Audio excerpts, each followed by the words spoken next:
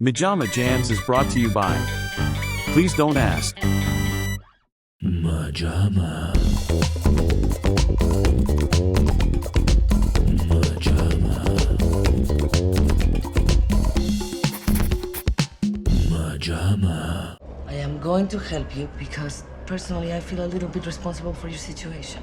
Why do you feel responsible?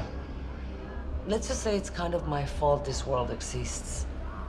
Welcome back, everyone, to MaJaMa Jams, a show where we discuss other people's work to avoid doing our own. And today we are zeroing in on Amazon Prime movies, the first of which is all the way back in 2022's Bliss. And while we were watching it, we experienced anything but. Fine, don't. This is kind of an interesting one.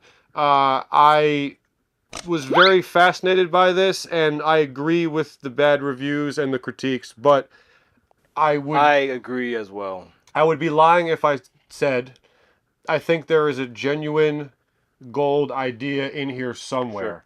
Sure. Yes. Very little of it is expressed. I'm not making the case for this being good or even like a 50-50.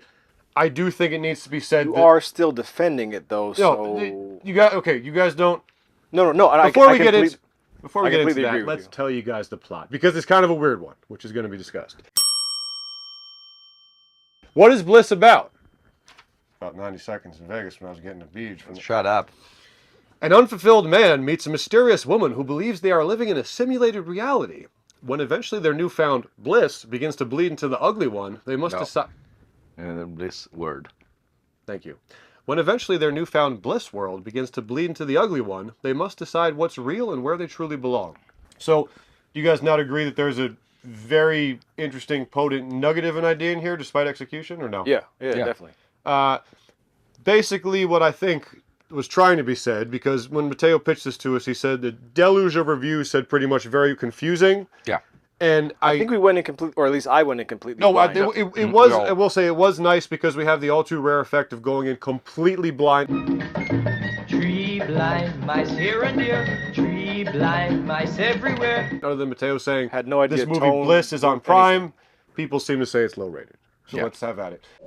I'm sorry. So I believe the movie is kind of, as you put very nicely put, Mateo, a reverse Matrix, where in the Matrix you're living in a beautiful, better world when the real world is awful, wet pods. And in this one, the real world is pretty friggin' great. It's not just the pods, but... And Selma Hayek creates bad worlds to vacation in, so when you come back, you appreciate the good more.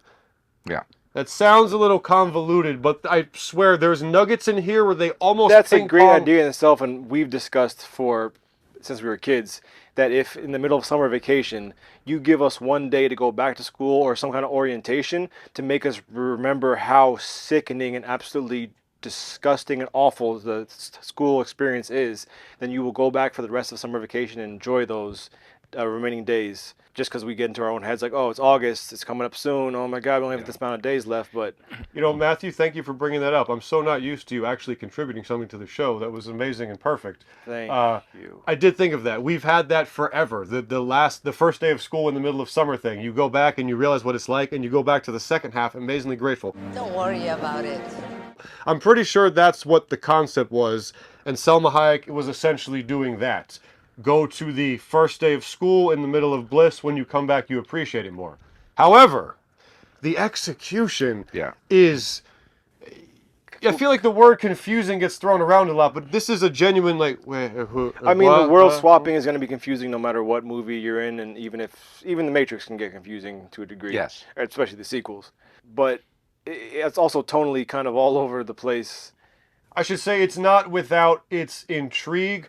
It kind of dissipated as it went on, but we have an intro, the classic American Beauty, corporate drone, hate my life, clearly there's a weight on your shoulders.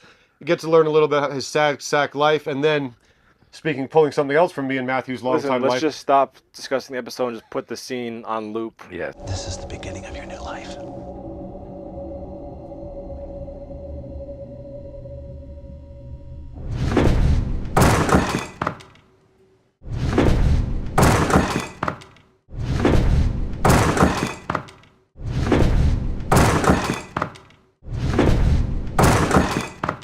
Me and Matthew are idiots who get through life by imagining physical harm happening to people in slapsticky ways, violent as it may be. And one of the all-timers for us is falling backwards and the back of the head perfectly smacks a hard surface, just good night, Sally. And they did that exactly here. Owen Wilson stands up too quick, which is even, he doesn't even strike the guy. The guy kind of does a whoa, smacks the back of the head and is out. Dying laughing, but after that we go into a little, oh my god, I gotta get out of here. He kind of puts his sleeves up on a curtain hook, so he's leaning there. Then once Selma Hayek's gypsy, mysterious character comes in, she's like, watch what I can do to help you. She makes the window go down, the guy falls out, suicide, he runs out of the diner, and now she's like, you got witnesses, all those witnesses saw you were here, not there.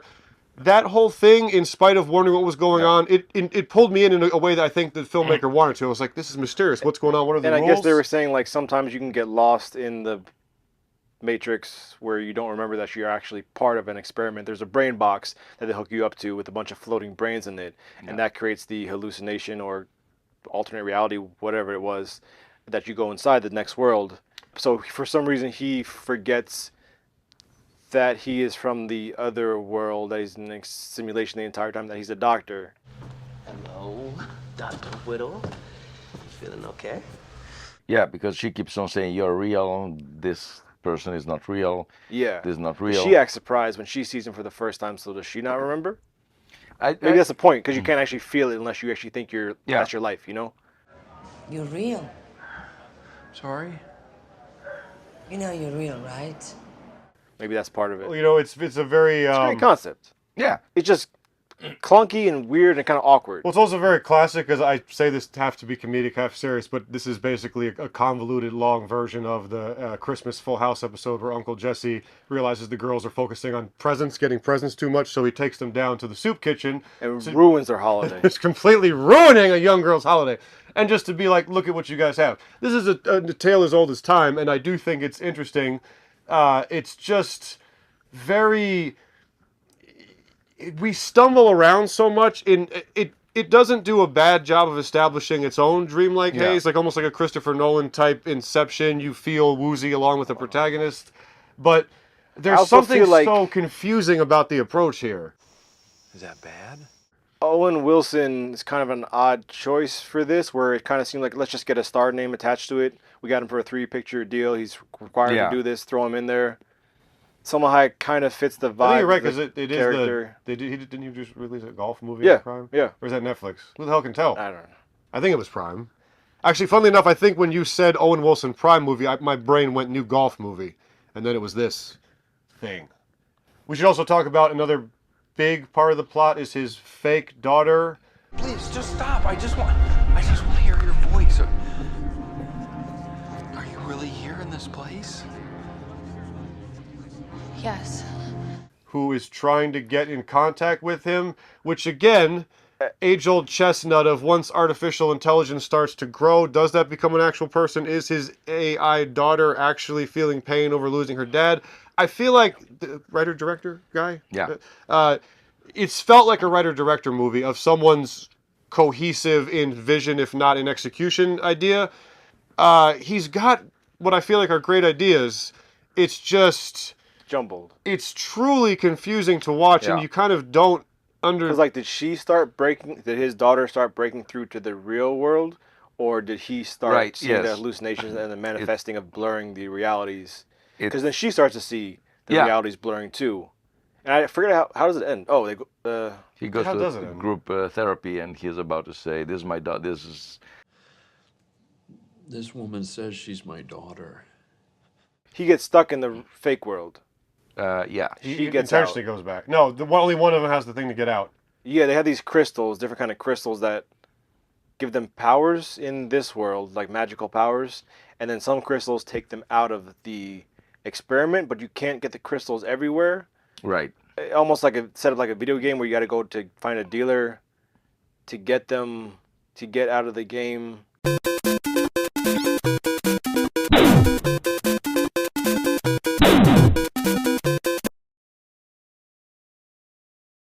We now return to MaJaMa. Any complaints, Dr. Whittle? No. None at all. I feel like I've died and gone to heaven without the dying part. The thing, it's kind of stupid as hell, but not. Like I want to say it's stupid as hell, but it's also no, it's not. It's this weird. And they have special power, superpowers, because he can crush. Some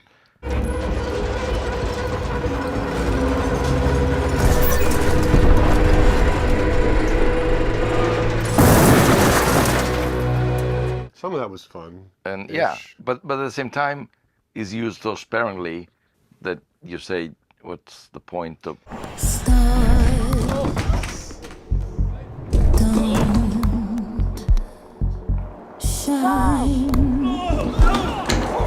It is kind of the friggin'. It doesn't ever become like an action movie where you got to fight off. Yeah, It's the police It's emo Matrix, emo reverse Matrix, emo reverse Matrix, emo reverse Matrix.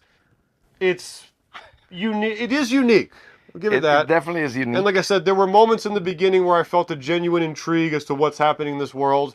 The fake suicide plot line, to be fair, did have me hooked. I was invested at that point. I think it just kind of meanders on, and Selma Hayek, I think, like you said, is well cast for this. Yeah.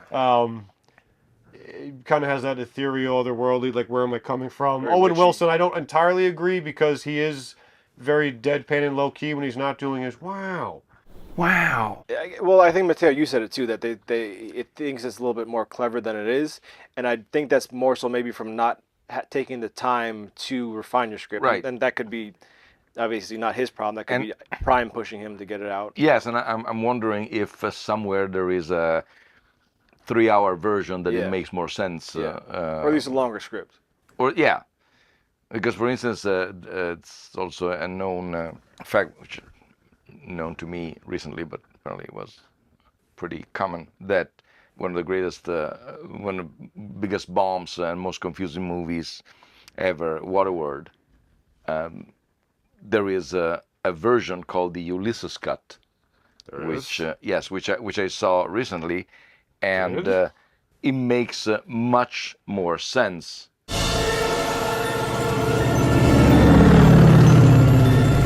But they wanted to. They say no, let's do it within 2 hours, and so cut this, cut that, and eventually you have a storyline that go nowhere or something. Instead, this is a movie. Even if it doesn't really happen too much, it needs to breathe and to give you. Yeah. This is exactly what is going on, because it's such an outrageous premise that you need to understand what is going on. And so it looks like almost a cake baked without all the ingredients, and it's just like it's still edible, but not ooh, yeah, you know, it's. I think you have Owen Wilson as the everyman character who's learning and kind of giving you exposition as you go through, somewhat. Who cares? I love not remembering this place because I get to discover it all again. But it also kind of muddles it when it's like, oh wait, he's part of the experiment. Okay, he doesn't remember the fake world. He doesn't remember the real world. Right. But what does this guy remember? But he's taking everything really well. Yes. But both times he realizes he's in a simulation, or he realizes he's in the real world again. He's taking it just goes wow at face value and not really. Yeah, there are a lot of movies recently that people are in front of weird things. They okay. Yeah. Just well, I do. That's an interesting. And you can toss it away with making a joke about it, but like he doesn't even do that. Like he's kind of just like, okay, let's go. Yeah. We have to. There is validity to that discussion, but it's also. You have a drop of water hanging off your mustache. Mike, listen to the camera. You completely missed it. All right. There's also, there's like a Freaky Friday versus someone that discovers their daughter's been murdered in a back alley. Well, so yeah, it's a valid thing, but it's also like at some points it's like, well, how, like we talked about, in this case I do agree, but the Patty Jenkins, how do we know her full name? Is that her full name in Ghostbusters? No, Patty Jenkins isn't she the director of Wonder Woman? Who are you talking about from Ghostbusters? Leslie Jones. Patty Jenkins. Okay. Is her name Patty? Oh, I think it's in the movie. It's Patty. Patty.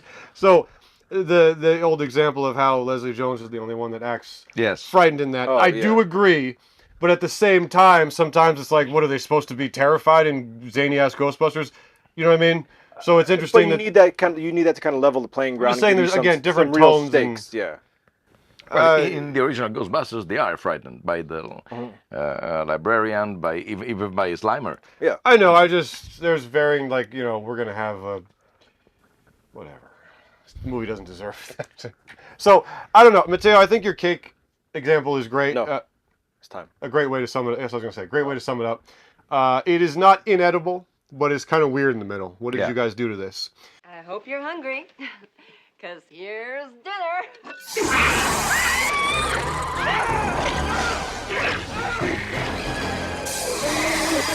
So, we're voting? Yeah. Sure. We don't know what our own episodes are. I'm gonna do. I forget. I'm gonna do 3 because More is bad, less is good. I'm gonna do 3 because I really do believe that there's good ideas in here, interesting ones, and I'll give it some extra credit for that. But it's. I'm gonna do 4 because it was jumbled, unwatchable. Well, that's strong. You know what I mean. That's strong. But it could have been done a million times better. 4 because MaJaMa.